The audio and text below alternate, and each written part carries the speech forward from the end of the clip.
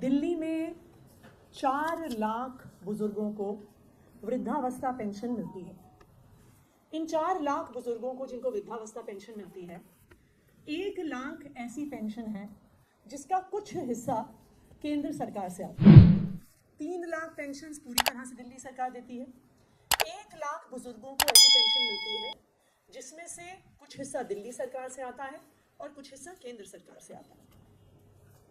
पिछले 5 महीने से इन 1 लाख बुजुर्गों को पेंशन नहीं मिल रही थी।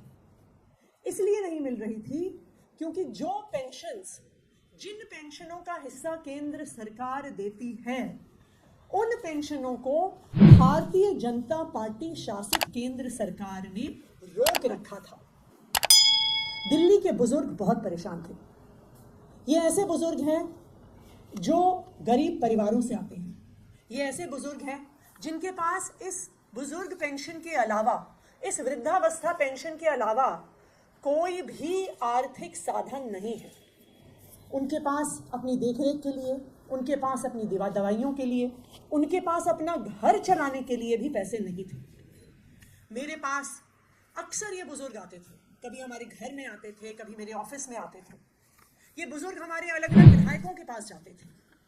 दिल्ली के 1 लाख बुजुर्ग पिछले 5 महीने से बहुत परेशान थे। मैंने 1 लाख बुजुर्गों को बधाई देना चाहती हूँ कि जो पेंशन अप्रैल के महीने से रुक गई थी, वो 1 लाख बुजुर्गों की पेंशन अब आना शुरू हो गई है। कल से हमारे सोशल वेलफेयर डिपार्टमेंट ने इस पेंशन को 1 लाख बुजुर्गों के अकाउंट में क्रेडिट करना शुरू कर दिया है। कल तक तकरीबन 1 लाख में से 90,000 पेंशन्स का ट्रांसफ़र हो चुका है। तो आज से अगर बुजुर्ग अपना बैंक अकाउंट चेक करेंगे तो उनके अकाउंट में ये पैसा क्रेडिट हो गया होगा। तो जो भी उनके खर्चे हैं, जो वो नहीं कर पा रहे थे, जिसकी वजह से वो परेशान थे, अब वो अपने बैंक से पैसे निकाल के वो खर्चा कर सकते हैं। जो बचे हुए 10,000 पेंशनर्स हैं, 90,000 की कल शाम तक क्रेडिट हो गई थी। जो बाकी 10,000 पेंशन्स बची हुई हैं, वो आज दिन में सोशल वेलफेयर विभाग द्वारा दिल्ली के बुजुर्गों के बैंक अकाउंट में क्रेडिट कर दी जाए। 2,500 रुपये की पेंशन होती है, उसमें से 2,200 रुपये 2200 दिल्ली सरकार देती है, 300 रुपये केंद्र सरकार देती है। लेकिन उस पेंशन की टर्म्स एंड कंडीशंस ऐसी हैं कि चाहे एक बहुत छोटा हिस्सा केंद्र सरकार से आ रहा है, लेकिन वो हिस्सा आए बिना वो पेंशन रिलीज नहीं हो सकती है, वो उसकी टर्म्स एंड कंडीशंस।